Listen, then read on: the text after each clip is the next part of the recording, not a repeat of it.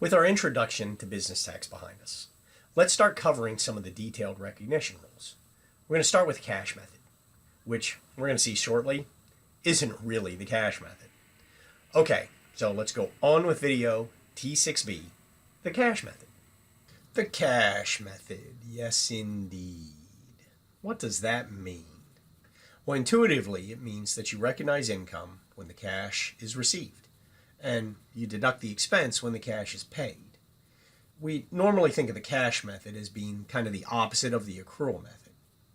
Under the accrual method, which is the next video, by the way, we try to match income and expense with the provision of economic activity. Revenues are recognized when earned under the accrual method. And liabilities are recognized when the services are performed or the goods are delivered. So in theory, the cash method ignores all that and depends solely on the checkbook. We're going to see that is not at all what the cash method means for tax purposes. Let's start with income recognition. Actual receipt of the cash is not required. Instead, constructive receipt, which is a standard lower than actual receipt, is all that is required for tax recognition. Constructive receipt is when the income is credited to your account, set apart for you, or otherwise made available to draw upon, or could be drawn upon if notice had been given. However, it is not constructively received if control is subject to substantial limitation. So these rules prevent taxpayers from turning their backs on income. Learn it, know it, live it. For example, I can't take the checks I've received from customers and just shove them in a desk drawer until next year and then call that next year's income. The checks are available to me to negotiate and are not subject to restriction. I am in control.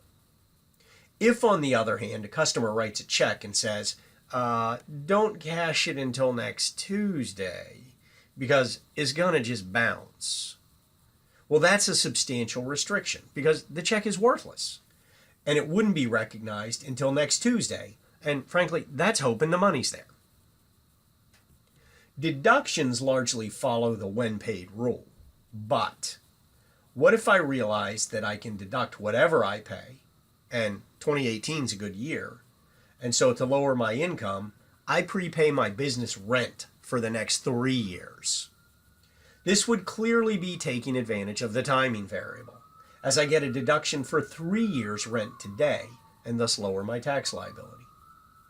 However, tax accounting follows the same sort of prepaids rule that financial accounting does.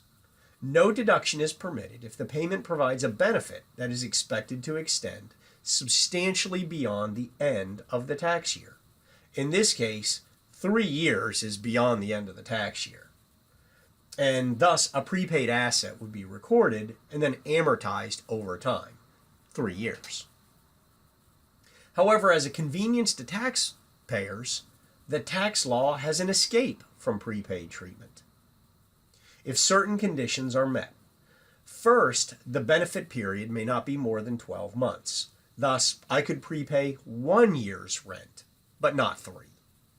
The second rule is that the benefit period may not extend beyond the end of the tax year after the payment.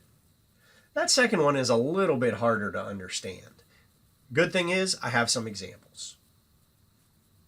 On December 1st of 2016, Little Corp, who is a cash basis corporation, pays a $10,000 property insurance premium for a 12-month term that starts on December 15th of 2016. So in order to determine if we can deduct this under the 12-month rule, because it clearly extends beyond the end of the tax year, we need to ask ourselves, first, does it extend beyond the earlier of 12 months after the first date on which I realize the right or benefit? Well, no, this is an exactly 12-month term, so it doesn't go beyond 12 months. How about the second test? Does it extend beyond the end of the taxable year following the taxable year in which the payment is made? So the end of the taxable year after the taxable year we're in would be the end of 2017. So we need to make sure the benefit period doesn't go beyond the end of 2017. And in this case, it doesn't, We paid it in 2016. It starts in 2016 and ends on December 15th, 2017. So that gives us 16 days of excess that we enjoy. So that means we can use the 12-month rule and deduct this payment when it's made. Okay, let's make a minor change. In this case, on December 1st, same corporation pays a $10,000 property insurance premium for a 12-month term that starts on February 15th of 2017. So does it meet the first rule? Absolutely. It's an exactly 12-month policy, so the premium doesn't last for more than a year. However, the second rule is problematic now. Because we make the payment in 2016, the benefit now does extend beyond the end of 2017, right? It goes all the way to February of 2018. As a result, we cannot apply the 12-month rule, which means we have to capitalize this prepaid and amortize it over its life. So we'd start amortizing in February of 17 and we'd finish in February of 18. Learn it, know it, live it. So interest is subject to special rules. So first, interest income is almost always income when received. However, you cannot deduct prepaid interest. It is always deducted under the effective interest method. Learn it, know it, live it. Inventory is also special. It pretty much always requires accrual-based accounting, although there are exceptions for small businesses. Okay, so the cash method is pretty flexible, but its use is restricted. So corporations cannot use the cash method unless they are small corporations. And starting in 2018, the limit of small, or the definition of small, is 25 million or less in gross receipts. Learn it, know it, live it. So why use the cash method at all? From a decision-making perspective, the cash method is inferior to the accrual method, but it is easier and it's more flexible. Almost all individuals use the cash method. However, a business owned by an individual may not. Reflect back to the previous video. We showed a Schedule C for business income.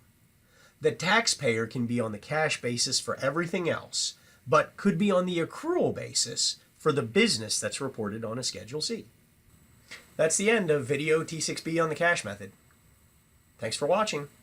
Hey, you guys had shirts on when you came in here. There's something happened to him, man. Come on, Spicoli, just put the shirts back on. You see that sign? No shirt, no shoes, no dice. Right.